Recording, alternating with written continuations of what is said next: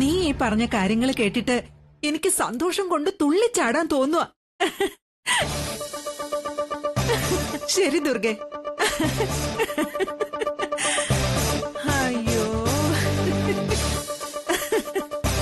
എന്താ മങ്ങളെ, എന്താ പറ്റിയത്? എന്തെങ്കിലും പ്രശ്നമുണ്ടോ? പ്രശ്നങ്ങളെല്ലാം അവസാനിച്ചതിന്റെ ചിരിയായത്. എന്നുവെച്ചാ നമ്മൾ എന്താണോ ഇത്രയും നാൾ ആഗ്രഹിച്ചിരുന്നത് ആ സംഭവം നടക്കാൻ പോകുന്നു. മനസ്സിലായില്ലേ? ആദിയുടെയും ആതിരയുടെയും കല്യാണം. ആണോ? അതെങ്ങനെ? അവരെന്നെ സമ്മതിച്ചോ? പിന്നെ സമ്മതിക്കാതിരിക്കാൻ പറ്റൂ? ആരാ പിന്നണിയിൽ പ്രവർത്തിച്ചത്? ഈ ഞാൻ. എന്റെ ബുദ്ധിയായതല്ല. ബുദ്ധിയുടെ കാര്യത്തിലും ആരോഗ്യത്തിന്റെ കാര്യത്തിലും മംഗളെ കഴിഞ്ഞിട്ടേ ഉള്ളൂ ഈ നാട്ടിലെ എല്ലാവരും. ആട്ടെ, ഇതെങ്ങനെ സാധിക്കുന്നു? അതാണ് എന്റെ പ്ലാൻ. 4 വശവും പുകച്ചപ്പോ എലി പുറത്ത് ചാടിയില്ലേ, അതുപോലെ ഞാനൊരു പുകയ്ക്കലങ്ങ് പുകച്ചു. വേറെ വഴിയില്ലാതെ പ്രസാദ് കല്യാണത്തിനങ്ങ് സമ്മതിച്ചു. സത്യത്തിൽ എനിക്കത് വിശ്വസിക്കാൻ കഴിയുന്നില്ല. നീയും ആതിരമോളും ഒക്കെ അവസാനം വിഡ്ഢികളാവുന്ന ഞാൻ കരുതിയത്. ആഹാ, നിങ്ങളപ്പോ എന്നെ കുറിച്ച് അങ്ങനെയാണോ കരുതിയിരിക്കുന്നത്? ഞാൻ വലിയ ബുദ്ധിയുള്ള ആളാണെന്ന് ഇപ്പൊ അങ്ങ് പറഞ്ഞതല്ലേ ഉള്ളൂ. അതെ, പക്ഷേ ആദ്യ തുളസിയുടെ പിന്നാലെ ആയിരുന്നല്ലോ. അവനെ ഒതുക്കിയെടുക്കാൻ കഴിയുമെന്ന് ഞാൻ വിചാരിച്ചില്ല. ഏതവനെ ഒതുക്കാം, അതിന് അതിന്റേതായ രീതി അറിയണമെന്ന് മാത്രം. ഇനി അവൻ നമ്മുടെ വലയെ കിടന്നോളൂ. കെട്ടുകഴിഞ്ഞാ പിന്നെ അവന്റെ ഇടപാട് തീർന്നില്ലേ? പുലിയെ പോലെ നടന്ന എത്രയോ കെങ്കേമന്മാർ പൂച്ചയെ പോലെ മാറിയിരിക്കുന്നു. എന്റെ കാര്യം തന്നെ എടുക്കാം. തോട്ടപ്പള്ളി ശാന്തൻ എന്ന് കേട്ടാൽ ആരും വിറച്ചിരുന്ന റൌഡിയല്ലായിരുന്നോ ഞാൻ? ഇപ്പോഴോ വെറും ശാന്തൻ. നിന്റെ കഴുത്തിൽ താലി കെട്ടിയ അന്ന് തെറിച്ചു എന്റെ റൌഡിപ്പട്ടം. അതാണ് പെണ്ണിന്റെ മിടുക്ക്. ആണുങ്ങളുടെ ചരട് പെണ്ണിന്റെ കയ്യിൽ വേണം. എന്നാലേ കുടുംബജീവിതം നല്ല രീതിയിൽ അങ്ങോട്ട് മുന്നോട്ട് കൊണ്ടുപോകാൻ പറ്റും. അതുകൊണ്ടാ ഏതാണിനെയും മെരുക്കാനുള്ള കഴിവ് ദൈവം പെണ്ണുങ്ങൾക്ക് നൽകിയിരിക്കുന്നു.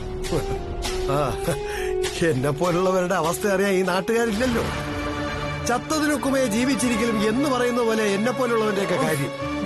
നിങ്ങളോട് ഇതിന് മറുപടി പറയാൻ എനിക്ക് സമയമില്ല. പിന്നെ വേറൊരു കാര്യം, ആതിരമോളുടെ കല്യാണം ഈ നാട്ടിൽ ഇന്ന് വരെ ആരും കാണാത്ത കല്യാണമായിരിക്കണം. എന്തൊക്കെ ചെയ്യാമോ അതൊക്കെ ചെയ്യണം. ആൾക്കാരും പാട്ടും ആഘോഷവും എല്ലാം കൂടി തകർപ്പനായിരിക്കണം. ആതിരമോളുടെ കല്യാണം കഴിഞ്ഞിട്ട് വേണം എനിക്കൊന്ന് ഷൈൻ ചെയ്യാൻ. ഷൈൻ ചെയ്യുക മാത്രമല്ല, നല്ല 2 വർത്തമാനം പറയുകയും വേണം. മംഗളയോട് കളിച്ചാൽ ഇങ്ങനെ ഇരിക്കുമെന്ന് ഞാനും പറയും. അല്ല, ഞാൻ പറയും. എന്നാലേ ഞാൻ ദുർഗയുടെ വീട്ടിലേക്കൊന്ന് പോവാൻ നോക്കാം. വെറും കൈയോട് പോണ്ട. അത് പിന്നെ എനിക്കറിയാം. മംഗളയുടെ സ്റ്റൈല് തന്നെ വേറെ.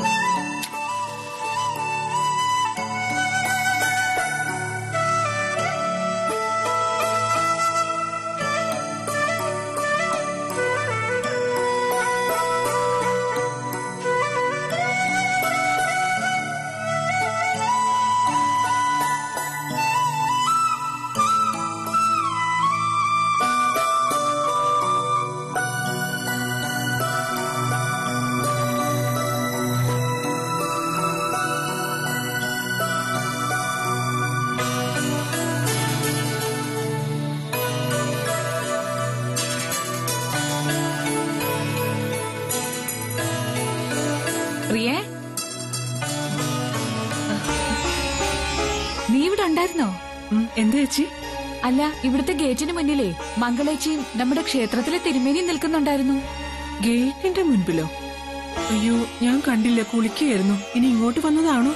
ഇങ്ങോട്ട് വന്നതല്ല, ദേവമംഗലത്തേക്ക് പോകുന്ന വഴിയായിരുന്നു. പ്രിയെ കാണാനാണെന്ന് തോന്നുന്നു. കുറെ സമയം അവിടെ നിന്നു. ദേവമംഗലത്ത് ആദിയുടെയും വിവാഹ നിശ്ചയത്തിന്റെ ദിവസം കുറിക്കാൻ തിരുമേനിയെ കൊണ്ടുപോകുമെന്നാ മംഗളചേച്ചി പറഞ്ഞത്. സാധാരണ ഇങ്ങനൊരു ചടങ്ങില്ലാത്തതാണല്ലോ എന്ന് ഞാൻ ചോദിച്ചപ്പോ മംഗളേച്ചി പറയാ ഇത്തവണ പഴയ രീതിയൊന്നും ആയിരിക്കില്ല.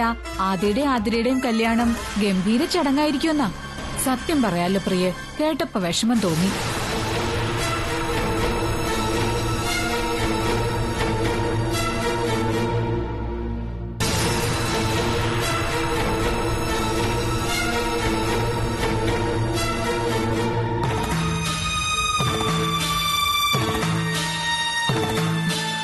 അമ്മ,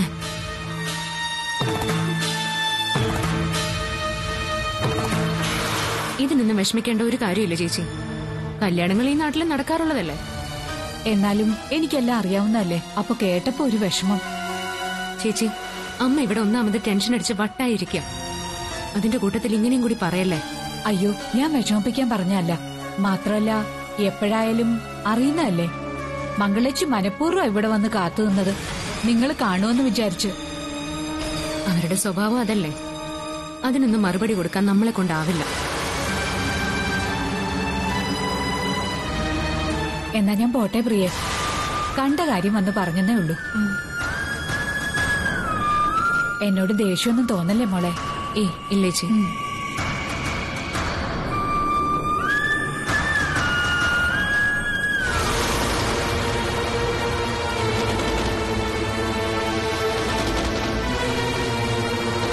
അമ്മേ, അമ്മേ, എന്താ ഇത്?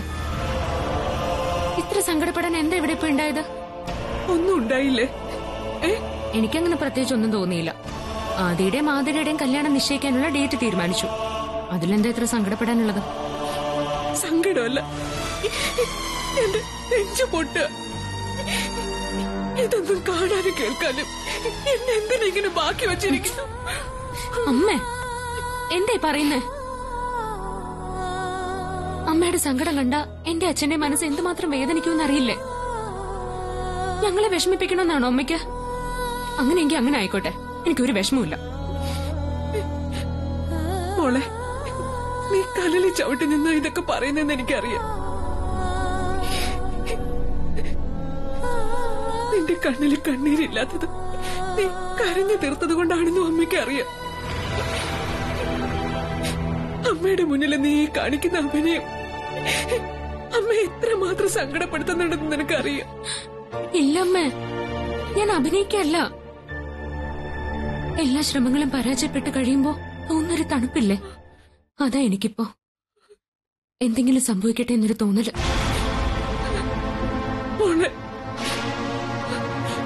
ആദ്യം അവനെ നമുക്ക് നഷ്ടപ്പെടുക.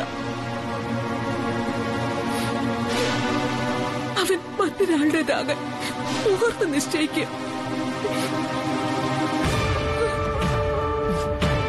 സാരമില്ലമ്മേ, നഷ്ടപ്പെടാനുള്ളതാണെങ്കിൽ അങ്ങനെയൊക്കെ സംഭവിക്കട്ടെ. അതല്ല നമുക്ക് വിധിച്ചിട്ടുള്ളതാണെങ്കിൽ അതങ്ങനെ സംഭവിക്കും.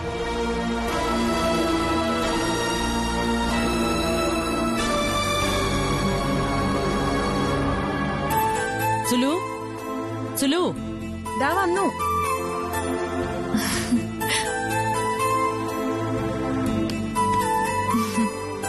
ആതിര വരുന്നില്ലേ? കല്യാണം നിശ്ചയിക്കാൻ പോവെന്ന് അറിഞ്ഞതോടെ ഒരുക്കം കുറച്ച് കൂടിയിട്ടുണ്ട്. ഇനി കല്യാണം ആവുമ്പോ എന്തായിരിക്കും എന്തോ. അവളങ്ങ് ആഘോഷിക്കട്ടെ, ഒരുപാട് നാണം കെട്ടതല്ലേ. സത്യ ചേച്ചി, വേറെ ആരെങ്കിലും ആണെങ്കിൽ കളഞ്ഞിട്ട് പോയേനെ. ഒന്ന് പതുക്കെ പറ, അവളങ്ങനെ കേൾക്കും. ആ പിന്നെ സമയം കളയണ്ട, ഇപ്പൊ ചെന്നാ തിരുമേനി അമ്പലത്തിൽ തന്നെ കാണുമ്പോ.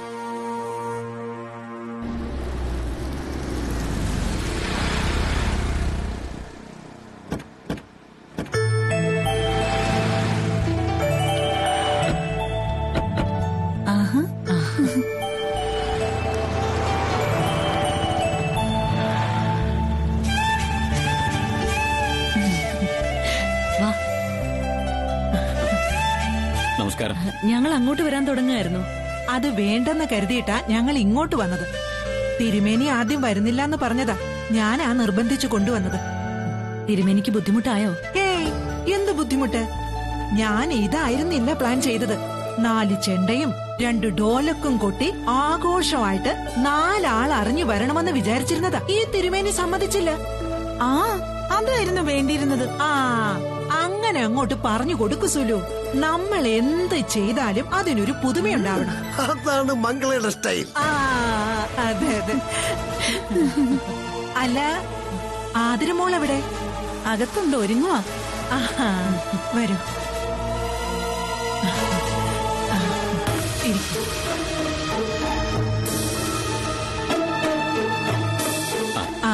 സുലു, കുടിക്കാൻ എന്തെങ്കിലും എടുക്ക. ശരി അപ്പച്ചി. തിരുമേനി ഇരിക്കാം. ഇപ്പൊ വരും.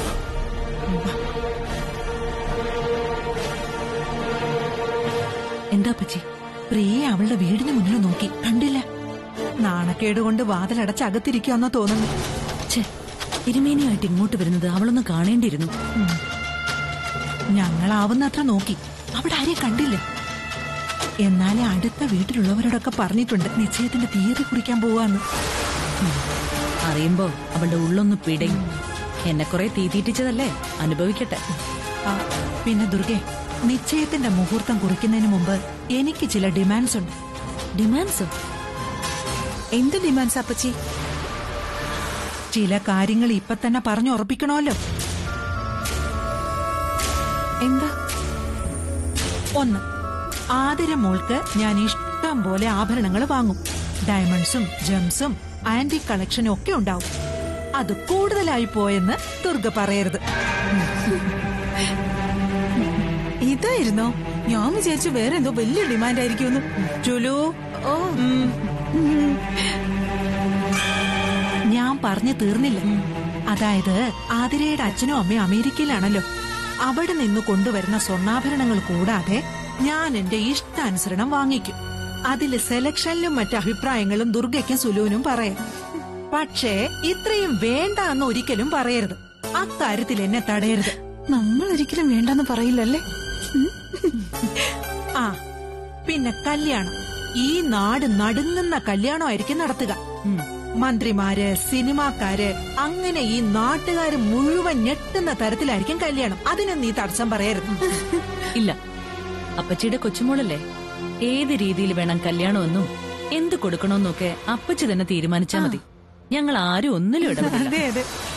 ഞങ്ങളുടെ ധനസ്ഥിതി എന്ന് പറയുമ്പോ എന്നെ ശാന്തേട്ടനെ ഒന്നും കൂട്ടണ്ട. അമേരിക്കയിലുള്ള ആതിരയുടെ അച്ഛന്റെയും അമ്മയുടെയും ധനസ്ഥിതിയാണ് ഞാൻ ഉദ്ദേശിച്ചത്. അത് കോടികൾ വരും. ഇവിടുത്തെ കോടിയല്ല, അവിടുത്തെ കോടി. ഡോളർ. അയ്യോ, ഡോളറോ? അയ്യോ, അമേരിക്കയിലെ പണം. അതെനിക്ക് അറിയാം അപ്പച്ചി.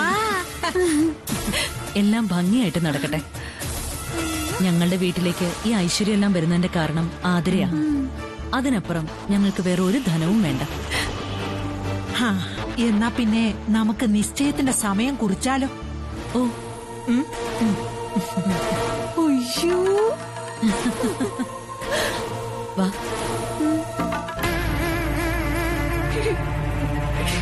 എല്ലാം അവസാനിച്ചല്ലോ. എത്ര പ്രാർത്ഥിച്ചു, എത്ര വഴിപാട് നേർന്നു ഞാൻ.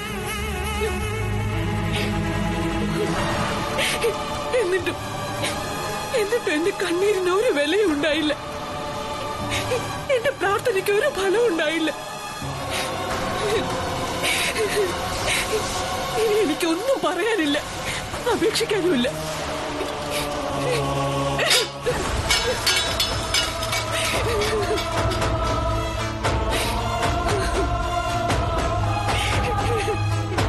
ഇനി എനിക്ക് ദർശനമല്ല, വിശ്വാസമല്ല. ആപത്തിൽ സഹായിക്കാത്ത ദൈവങ്ങളെ ഞാനിനി തൊഴില്ല. അമ്മേ, എന്തായി കാണിക്കുന്നേ? ഇനി എന്തിനാ എനിക്ക് ഇവരുടെ തൂണ? എല്ലാം തീരല്ല. അമ്മേ, ദൈവങ്ങൾ നമ്മളെ പരീക്ഷിക്കും, പക്ഷെ തോൽപ്പിക്കില്ല. ഇനി എന്ത് ജയം ഉണ്ടാക്കാനുള്ളത്? എനിക്കൊന്നും കേൾക്കണ്ട. എല്ലാ പ്രാർത്ഥനകൾക്കും ഫലം ഉണ്ടാവും. ഇനി എന്ത് ഫലമാ? ആദ്യം മോന്റെ കല്യാണം നടക്കും, അവനെ നമുക്ക് നഷ്ടപ്പെടും. ആർക്കും ഇനി അവരെ കല്യാണത്തിൽ നിന്ന് പിന്തിരിപ്പിക്കാൻ പറ്റില്ല. അമ്മയല്ലേ നമ്മുടെ കുടുംബ പരദേവതകൾക്കും ദേവി ദേവന്മാർക്കും കഴിയാത്തതായി ഒന്നുമില്ലെന്ന് പറഞ്ഞത്? അവരിലൊക്കെ അമ്മയുടെ വിശ്വാസം നഷ്ടപ്പെട്ടോ? എങ്ങനെ നഷ്ടപ്പെടാതിരിക്കും? അനുമുരുകി പ്രാർത്ഥിച്ചിട്ടും ഒരിക്കൽ പോലും ഞാൻ വിളക്ക് വെച്ച് പ്രാർത്ഥിച്ച ദൈവങ്ങളൊന്നും എന്റെ ഒപ്പം നിന്നില്ല. ഞാൻ എത്ര കരഞ്ഞു വിളിച്ചിട്ട് കേട്ടില്ല അവര്. ഭഗവത് സന്നിധിയിൽ എത്ര വൈകിയാലും ന്യായം ജയിക്കും അമ്മ. ഞാൻ കഴിഞ്ഞ 25 വർഷങ്ങളായി മുടങ്ങാതെ നടത്തിയ പ്രാർത്ഥനകൾ, വഴിപാടുകൾ, അതൊന്നും ഫലിച്ചില്ല. എന്നെ കാണാനുള്ള മനസ്സ് ഞാൻ തൊഴുതു പ്രാർത്ഥിച്ച ദൈവങ്ങൾക്ക് ഇല്ലാതെ പോയി. എല്ലാം എന്നെ തെറ്റ. മഹാപാപിയാ ഞാൻ. അതെങ്ങനെയൊരു ശിക്ഷ എനിക്ക് ലഭിച്ചിരിക്കുന്നത്. ചെയ്യരുതാത്തത് ചെയ്തു. വച്ചു നീട്ടിയ നീതി വലിച്ചെറിഞ്ഞു. അതെങ്ങനെയൊക്കെ സംഭവിച്ചിരിക്കുന്നത്. അമ്മ അമ്മ എന്തൊക്കെയാ പറയുന്നേ? അമ്മയ്ക്കെന്നെ ഭ്രാന്ത് പിടിച്ചോ? എന്ത് തെറ്റ് ചെയ്തു അമ്മ പറയുന്നേ? ഈശ്വര, എന്റെ മാതയുടെയും കല്യാണം നടന്നില്ലെന്ന് കരുതി അമ്മ ഇത്രമാത്രം വിഷമിക്കുന്ന എന്തിനാ? ജീവിച്ച് കാണിച്ചു കൊടുക്കാൻ അമ്മ എന്റെ തീരുമാനം. സ്നേഹിക്കുന്നവരെ തമ്മിൽ അകറ്റുന്ന വിധിക്ക് മുമ്പിൽ തളരാതെ ജീവിച്ച് കാണിച്ചു കൊടുക്കണം. അമ്മയ്ക്ക് കാണണ്ടേ അത്?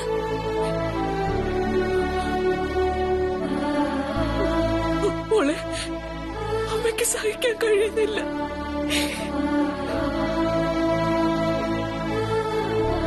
അമ്മയുടെ ജീവൻ നഷ്ടപ്പെടാതിരിക്കാണ് ഞാനെല്ലാം സഹിക്കുന്നത്. ഈശ്വരന്മാരോട് എനിക്ക് നന്ദിയേ ഉള്ളൂ. അമ്മയുടെ ജീവൻ കാത്തു സൂക്ഷിക്കാൻ എന്റെ ജീവിതം കൊണ്ട് സാധിക്കുന്നുണ്ടല്ലോ. മോളെ, നീ എന്താ ആലോചിച്ചത്? ആർക്കു വേണ്ടി നീ ത്യാഗം ചെയ്യുന്നത്? സ്വന്തം ജീവിതം ഹോമിച്ചുകൊണ്ട് ആർക്കും ഒന്നും നേടിക്കൊടുക്കേണ്ട കാര്യമില്ല. അതിലൊരർത്ഥമില്ല.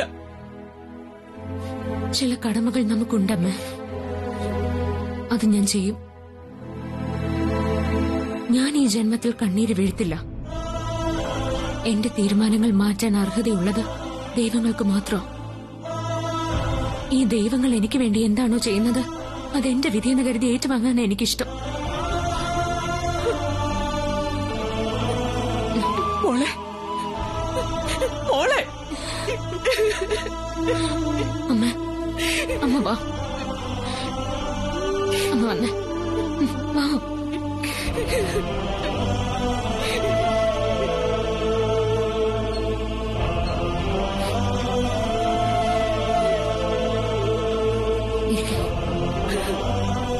ഇടണോ ഇടണോ?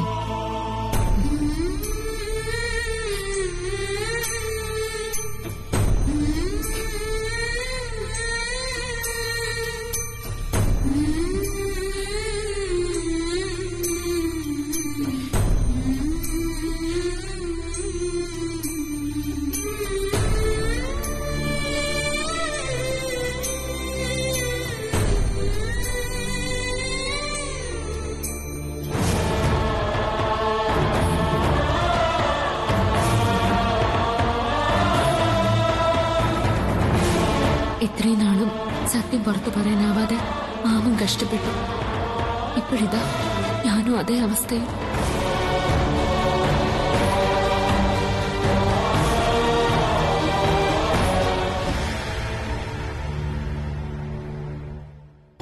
ശുക്ലാംബരധരം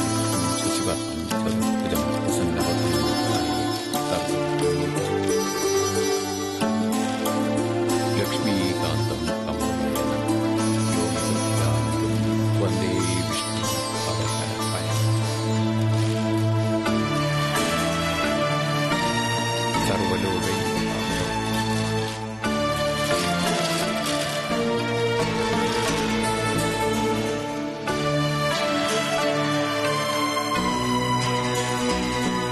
ആ സുലു, നീ ഫോട്ടോ എടുത്ത് നമ്മുടെ ഫേസ്ബുക്കിലും റിലേറ്റീവ്സിന്റെ ഗ്രൂപ്പിലും ഒക്കെ ഇട്. ആദ്യയുടെ എൻഗേജ്മെന്റ് നിശ്ചയിച്ചെന്ന് എല്ലാരും അറിയട്ടെ. ശരി ചേച്ചി. ആദ്യം എവിടെ? പുറത്തു പോയതാണോ? മുറിയിലുണ്ട്. നമുക്ക് സമയം നോക്കാം, അവൻ വന്നോളും. അല്ലെങ്കിലും നിശ്ചയത്തിന്റെ സമയവും ദിവസവും നോക്കുന്നിടത്ത് ചെക്കനും പെണ്ണും എന്തിനാ? അതെ അതെ. നിശ്ചയത്തിന്റെ ദിവസം കല്യാണത്തിന്റെ അന്നും രണ്ടുപേരും ഉണ്ടായിരിക്കണം. അത്രേ ഉള്ളൂ. ആ എന്നാ ശരി. ആ